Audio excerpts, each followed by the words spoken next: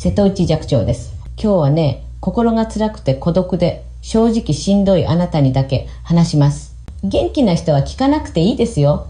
時間の無駄ですから。さて、まず言います。孤独は病気じゃありません。人間の標準装備です。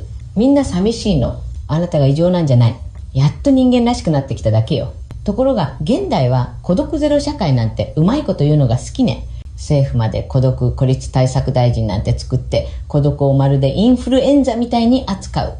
でもね、私はつくも年生きてはっきり思うの。孤独はなくしちゃいけないのよ。孤独はあなたの人生の深さを作る土壌だから。問題は孤独そのものじゃない。孤独を恥だと思わされているこの空気なの。SNS でキラキラ見せ合って友達大一万リア充アピール大会、あれね、半分どころかほとんど虚構と思って見ていていいです。みんな寂しいのをごまかしてるだけ。あなたはごまかす才能がちょっと低いだけよ。むしろ誠実でいいじゃないの。心が辛い時に聞くべき言葉。まず一つ目、今のあなたで統計的には普通です。これね、ロマンがないけど大事な事実。厚労省の調査でも孤独や強い不安を感じている人は決して少数派じゃない。電車の車両一つ分、ほぼ全員何か抱えてると思って間違いないのよ。あなただけ不良品じゃない。大量生産された人間の一個です。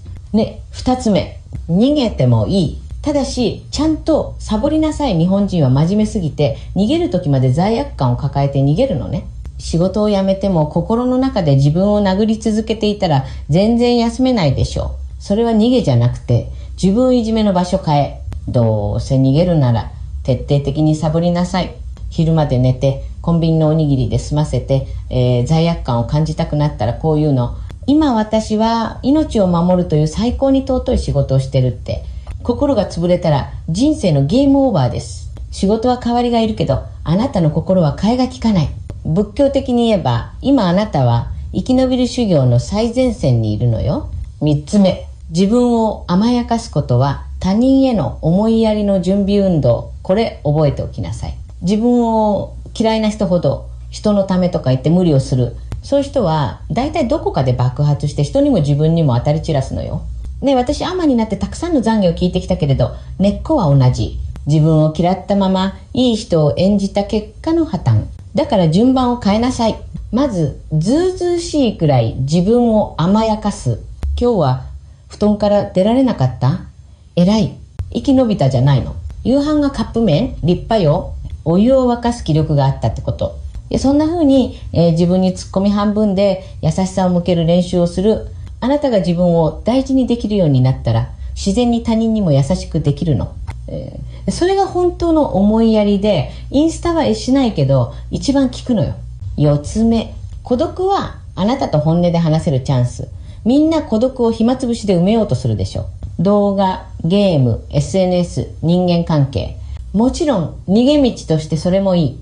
でもずっと埋め続けるとあなたは一生自分の本音に会えないままよ。たまにはスマホを切って紙でもスマホのメモでもいいから書いてみなさい。まあ本当はどうしたいってかっこいい答えじゃなくていい。仕事休みたい、親と距離を置きたい、誰にも期待されたくない。そういう他人に言ったら怒られそうな本音ほど大事なら新版なの。私が小説を書き続けられたのも孤独の時間に自分の最低な本音と向き合ったからよ。嫌な自分と仲良くなりなさい。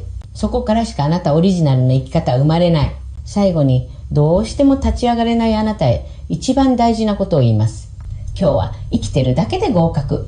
それ以上は明日でいい。これを心が折れそうになるたびに何度でも自分に言い聞かせなさい。私ね、何万人もの悩みを聞いてきて思うの。人が死にたくなる一番の理由は今の自分じゃダメだと思い込まされるから。社会も会社も家族も時には宗教でさえあなたにもっと頑張れ、まだ足りないと言ってくる。うるさいわね。まずは生き残ること。それが全ての土台です。仏教では生きていること自体が奇跡なんて綺麗事を言うけれど、私はもう少し乱暴に言いましょうか。よくぞまだ死なずにここにいる。あんたしぶとくて最高よ。この動画をここまで見ている時点であなたは十分しぶとい。誇っていい。だから今日はそれ以上のことはしなくていい。風呂に入れたら花丸。入れなくても生きてりゃ丸。誰もあなたを褒めてくれないなら私が褒めておきます。よく来ました。よく耐えました。これからもずうずうしく生きなさい。孤独は敵じゃない。